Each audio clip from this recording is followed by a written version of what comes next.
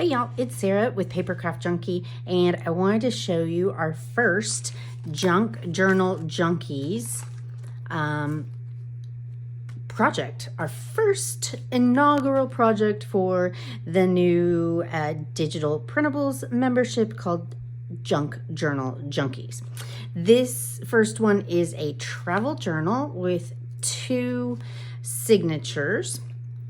I just had a little pin and I added a couple of little fun little charms on there.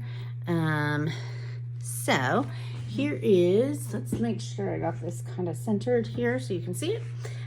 Here's just a quick flip through of what we're gonna make this month.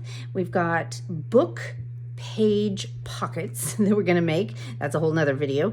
But here's some of the ephemera that goes in it. I've given you some printable pages.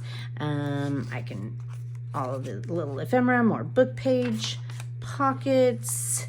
This one's cute. I made just some cute little ephemera to go in it. I actually am in love with this. I love this travel journal, and I think it's perfect for the summer since it's about to be summer, at least here when I'm recording this video, and we can put some of our travels. We have a vacation plan next month, and so I thought this would be a perfect place to put little memorabilia from our upcoming summer vacation.